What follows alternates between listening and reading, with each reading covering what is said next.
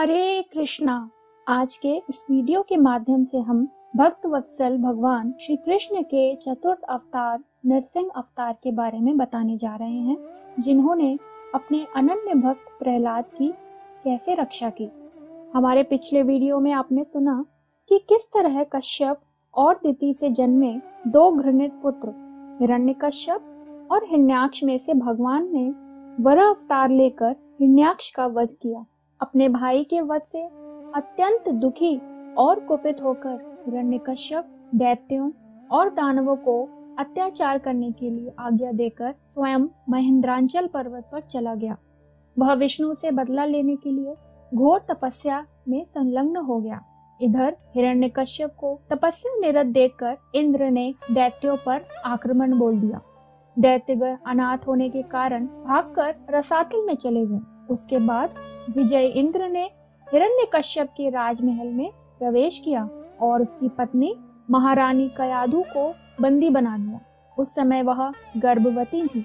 इसे सहयोग कहें या प्रभु की इच्छा। उसी समय महादेव ऋषि नारद जी प्रकट हो गए। नारद जी ने कहा, इंद्र, इसे कहाँ ले जा रहे हो? इंद्र ने कहा, देवर्षि, इसके गर्भ में हिरण्यकश्यप का अंश है, उसे मारकर इसे छोड़ दूंगा। यह सुनकर नारद जी ने कहा, देवराज, इसके गर्भ में बहुत बड़ा भगवत भक्त है, जिसे मारना तुम्हारी शक्ति के बाहर है, अतः इसे छोड़ दो।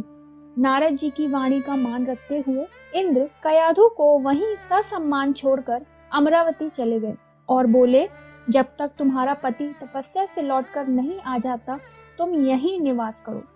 समय समय पर नारद जी गर्भस्थ बालक को लक्ष्य करके कयाधु को तत्व ज्ञान का उपदेश देते रहते थे। यही बालक जन्म लेने पर परम भागवत प्रहलाद हुआ। उधर हिरण्यकश्यप की तपस्या से पूरा ब्रह्मांड संतप्त हो उठा और देवताओं में खलबली मच गई। तब वे सब संगठित होकर ब्रह्मा जी की शरण में गए और उनसे हिरण्यकश्यप को तपस्या से विरत करने की प्रार्थना की। ब्रह्मा जी हंस पर आरूढ़ होकर वहां आए जहां हिरण्यकश्यप तपस्या कर रहा था। उसके शरीर को चींटियां चाट गई थीं। केवल अस्थिगत प्राण अवशेष थे। ब्रह्मा जी ने अपने कमंडल का जल उस पर छिड़क दिया। उसमें से हिरण्यकश्यप अपने असली रूप में निकल आया। तब ब्रह्मा जी ने उससे कहा, बेटा, ऐसी तपस्या तो आज तक न किसी ने की है और न आगे कोई करेगा। अब तुम अपना अभिष्ट वर मांग लो। यह सुनकर हिरण्यकश्यप बोला, प्रभु, यदि आप मुझे अभिष्ट वर देना चाहते हैं तो ऐसा वर दीजिए कि आपके बनाए हुए किसी प्राणी से, चाहे वह मनुष्य हो या पशु, प्राणी हो या अप्राणी, देवता हो या दैत्य अथवा नाग आदि, किसी से भी मेरी मृत्यु ना हो। भीतर बाहर, दिन में रात्रि में आपके बनाए प्राणियों के अतिरिक्त और भी किसी जीव से, अस्त्र शस्त्र से, पृथ्वी या आकाश में कहीं भी मेरी मृत्यु ना हो। युद्ध में मेरा कोई सामना न कर सके। मैं समस्त प्राणियों का एक छत्र सम्राट हो जाऊं। देवताओं में आप जैसी महिमा मेरी भी हो और तपस्वियों एवं योगियों के समान अक्षय ऐश्वर्य मुझे भी दीजिए। ब्रह्मा जी उसकी तपस्या से प्रसन्न तो थे ही, अतः उसे मुंह मांगा वरदान देकर वहीं अंतर्ध्यान हो गए। हिरण्यकश्यप अपनी राजधानी में चला गया। कयाधु भी नारद जी के आश्रम से अपने राजमहल में आ गई। उसके गर्भ से भागवत रत्न प्रहलाद पैदा हुए। हिरण्यकश्यप के 4 पुत्र थे। प्रहलाद उनमें सबसे छोटे थे, अतः उन पर हिरण्यकश्यप का विशेष स्नेह था। हिरण्यकश्यप ने अपने गुरु शुक्राचार्य के पुत्र शन और अमर्क को बुलवाया और शिक्षा देने के लिए अपने पुत्र प्रहलाद को उनके हवाले कर दिया। तीव्र बुद्धि के स्वामी प्रहलाद गुरु के आश्रम में शिक्षा शीघ्र ही ग्रहण कर लेते थे। साथ ही वहां उनकी भगवत भक्ति भी बढ़ती गई। वे असुर बालकों को भी भगवत भक्ति की शिक्षा देते थे। एक दिन हिरण्यकश्यप ने बड़े प्रेम से प्रहलाद को गोद में बैठाकर पूछा, अपनी पढ़ी हुई अच्छी से अच्छी बात सुनाओ। तब प्रहलाद ने भगवत भक्ति की प्रशंसा की।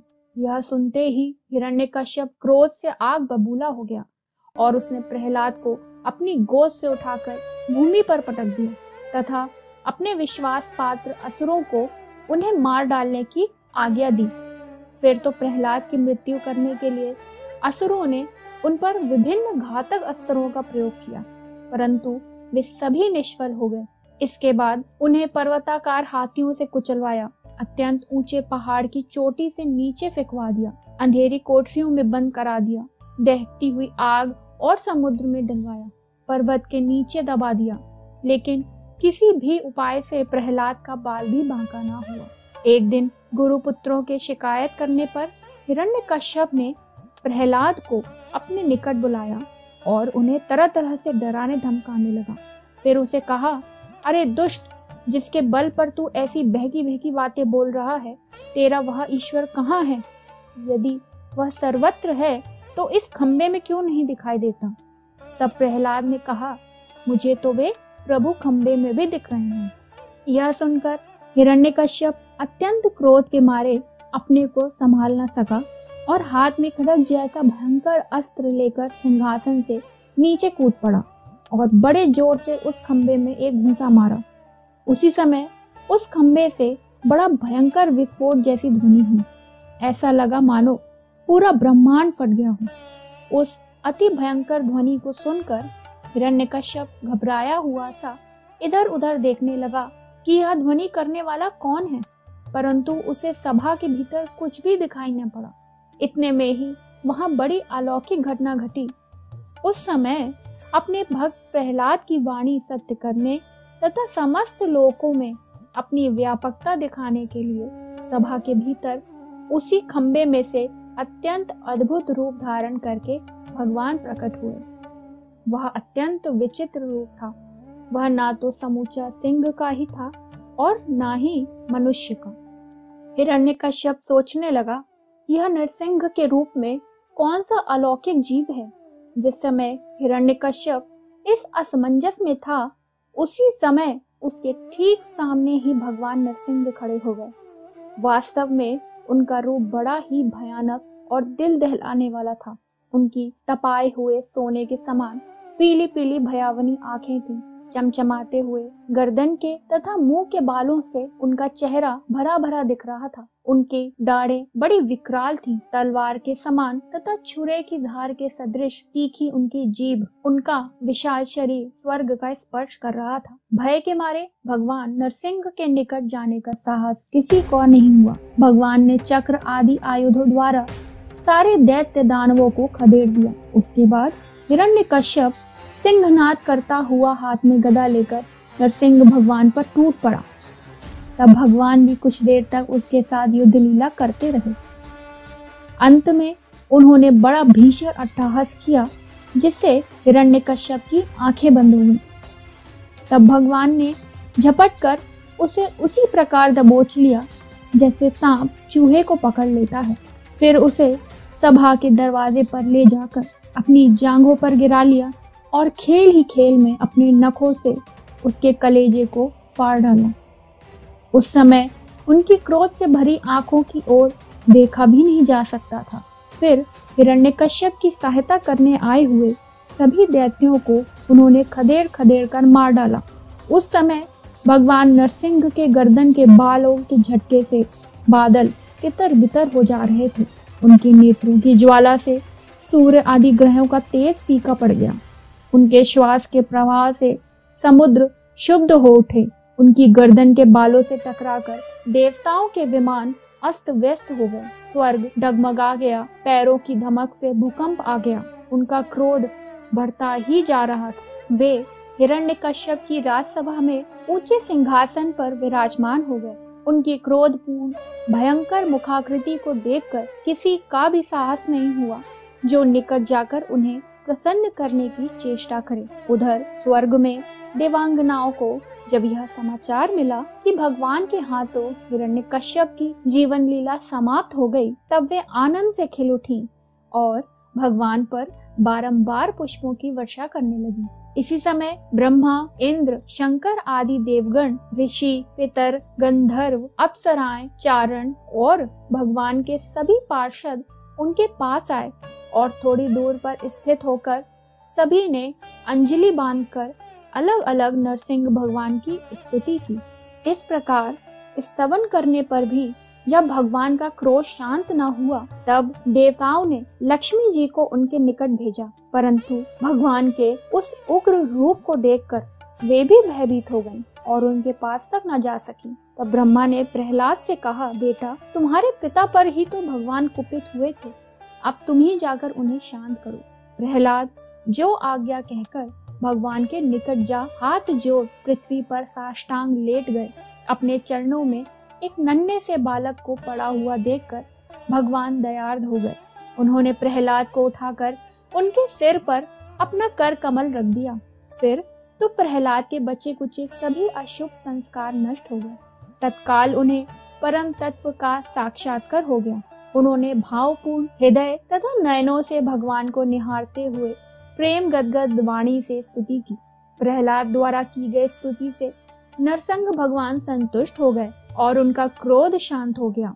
तब वे प्रेम से भरकर प्रसन्नता पूर्वक बोले, भक्त प्रहलाद, तुम्हारा कल्याण हो।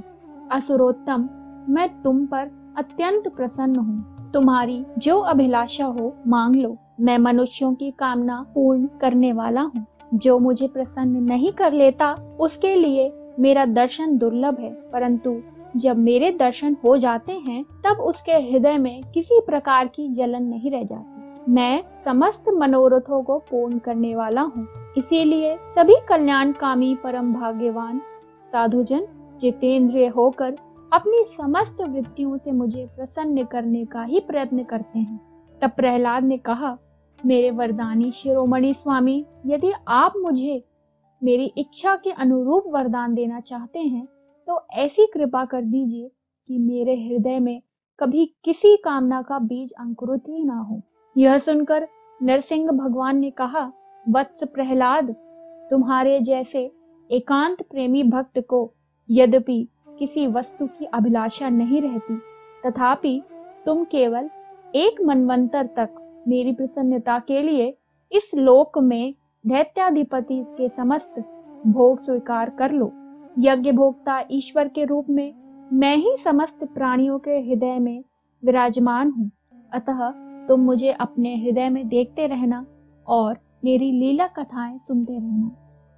समस्त कर्मों के द्वारा मेरी ही आराधना करके अपने प्रारब्ध कर्म का क्षय कर देना। भोग के द्वारा पुण्य कर्मों के फल और निष्काम पुण्य कर्मों के द्वारा पाप का नाश करते हुए समय पर शरीर का त्याग करके समस्त बंधनों से मुक्त होकर तुम मेरे पास आ जाओगे। देवलोक में भी लोग तुम्हारी विशुद्ध कीर्ति का गान करेंगे। इतना ही नहीं, जो भी हमारा और तुम्हारा स्मरण करेगा वह समस्त कर्म बंधनों से मुक्त हो जाएगा।